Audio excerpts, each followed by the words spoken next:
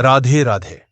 आपका स्वागत है एक ऐसी कहानी में जो आपके हृदय को भक्ति के रंग से सराबोर कर देगी। ये पूज्य प्रेमानंद गोविंद शरण जी महाराज की कथा है, जिनकी हर सांस श्री राधा रानी के चरणों में समर्पित है। एक छोटे से गांव के बालक से लेकर वृंदावन के पूज्य संत तक उनका जीवन प्रेम, तपस्या और अटल विश्वास का प्रतीक है। आइए इस दिव्य यात्रा में शामिल हों। लाइक करें, सब्सक्राइब करें और बेल आइकन दबाइए ताकि आप भक्ति की ऐसी और कहानियां सुन सकें। आध्यात्मिक जागृति।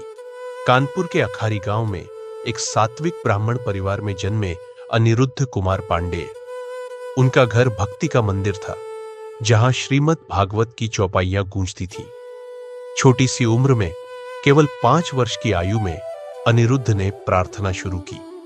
उनके मासूम हृदय में भगवान के प्रति प्रेम की चिंगारी जल रही थी। लेकिन जैसे जैसे वे बड़े हुए, उनके मन में गहरे सवाल उठे। क्या यह संसार सत्य है? यदि प्रेम क्षणिक है, तो सच्चा प्रेम क्या है?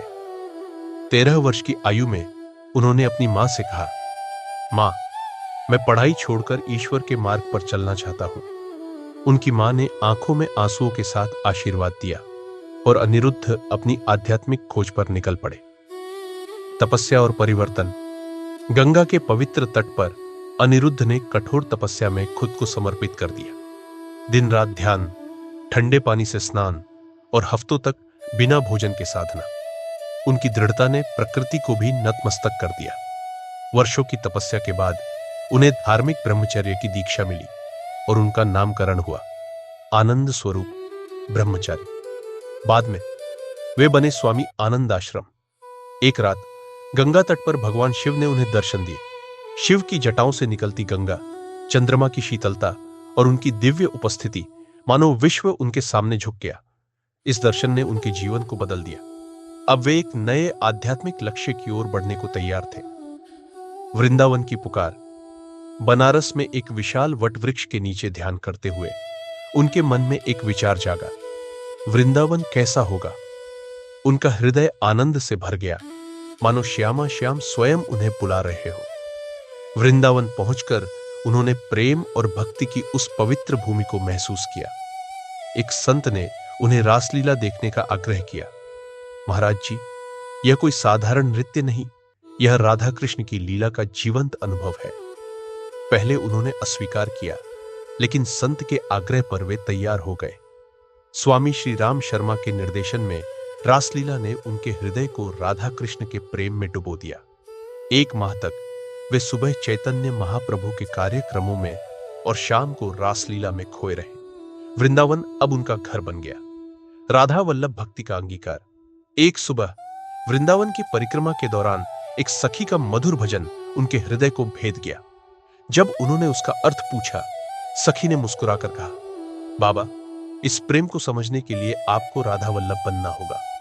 यह वाक्य उनके लिए प्रकाश की तरह था।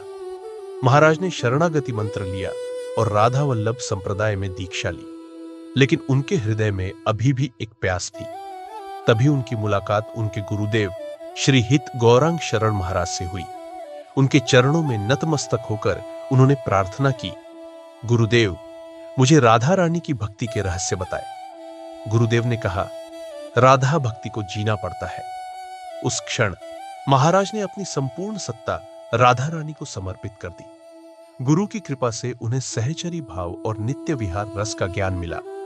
अब वे पूरी तरह राधा रानी की सेवा में लीन थे। परीक्षा और भक्ति की विजय।